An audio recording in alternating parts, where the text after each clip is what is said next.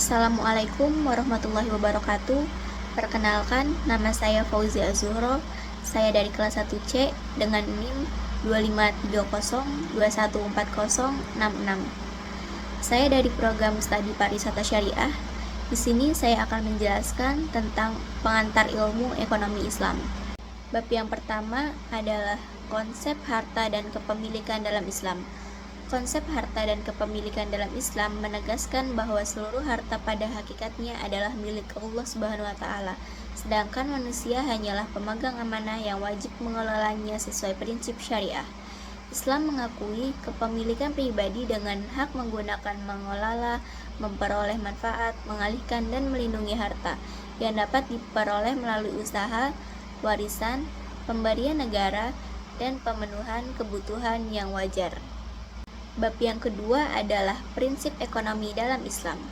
Prinsip ekonomi Islam berakar pada ajaran agama yang menekankan keadilan, kejujuran, transparansi, larangan riba, gharar, dan maisir, serta tanggung jawab sosial dengan tujuan utama mewujudkan kesejahteraan dan keadilan distribusi.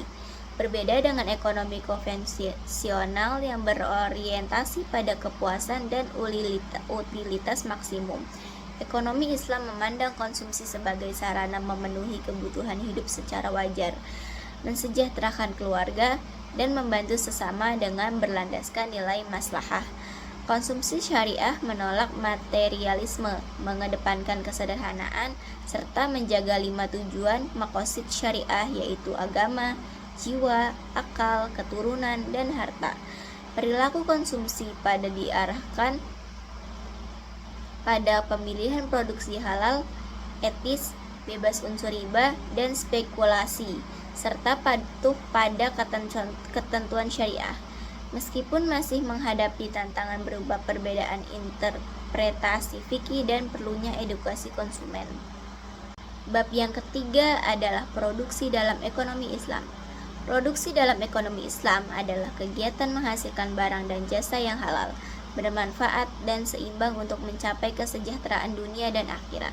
Tujuan produksi tidak hanya memenuhi kebutuhan hidup dan menciptakan lapangan kerja, tetapi juga mendistribusikan kekayaan secara adil, meningkatkan kesejahteraan sosial, serta membangun peradaban Islam.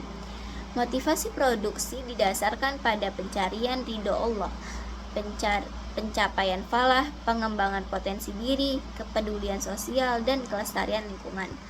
Prinsip produksi Islam meliputi tauhid, keadilan, kebebasan, dan yang terkait syariah, tanggung jawab sosial dan lingkungan, serta profesionalisme. Islam melarang produksi barang dan jasa haram, praktik riba, gharar, maisir, eksploriasi tenaga kerja, perusakan moral, dan kerusakan lingkungan.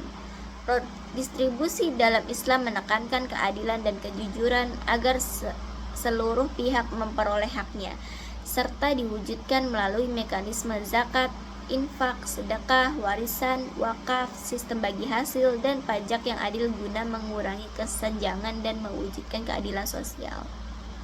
Bab yang keempat adalah permintaan dan penawaran dalam perspektif ekonomi Islam.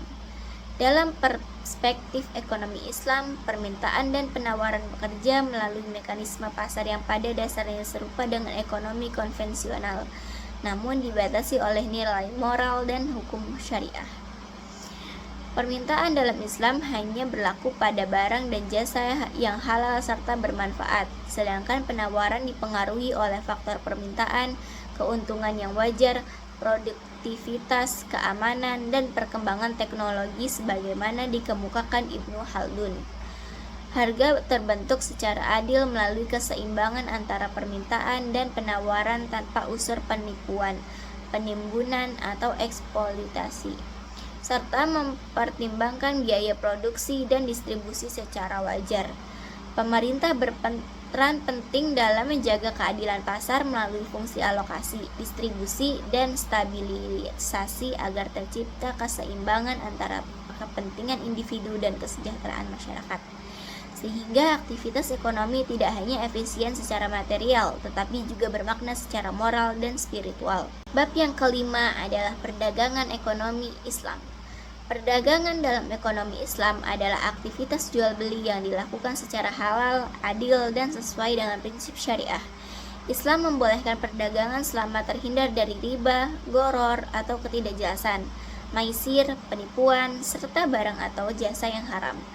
Perdagangan dalam Islam menekankan kejujuran, transparansi, kerelaan kedua belah pihak, dan keseimbangan antara keuntungan pribadi dan kemaslahatan sosial, sehingga aktivitas ekonomi tidak hanya berorientasi pada laba, tetapi juga bernilai ibadah dan membawa keberkahan. Bab yang keenam adalah prinsip dasar lembaga keuangan syariah. Lembaga keuangan syariah adalah organisasi keuangan yang menjalankan fungsi intermediasi, pengelolaan dana, dan pembiayaan berdasarkan prinsip-prinsip Islam seperti keadilan, kemitraan, transparansi, dan larang riba, gharar, dan maisir. Lembaga ini mencakup bank syariah, asuransi syariah, lembaga pembiayaan, lembaga keuangan mikro, hingga pasar modal syariah yang menggunakan akad sesuai syariah seperti mudharabah, musyarakah, ijarah, dan tabarruk. Manajemen lembaga keuangan syariah berlandaskan nilai tauhid, amanah, keadilan, kerjasama, profesionalisme, dan konsistensi dalam penerapan syariah. Bab yang terakhir atau bab yang ketujuh adalah distribusi dalam Islam. Distribusi dalam Islam adalah proses penyaluran harta dan kekayaan agar beredar secara adil dan tidak hanya berpusat pada kelompok tertentu. Islam menekankan distribusi yang berlandaskan keadilan, keseimbangan, dan kepedulian sosial melalui mekanisme seperti zakat, infak, sedekah, wakaf, serta larangan penimbunan harta atau ihtikar. Tujuan distribusi dalam Islam bukan hanya pemerataan ekonomi, tetapi juga mengurangi kesenjangan sosial, menjamin pemenuhan kebutuhan dasar masyarakat, dan mewujudkan kesejahteraan bersama sesuai dengan nilai-nilai syariah.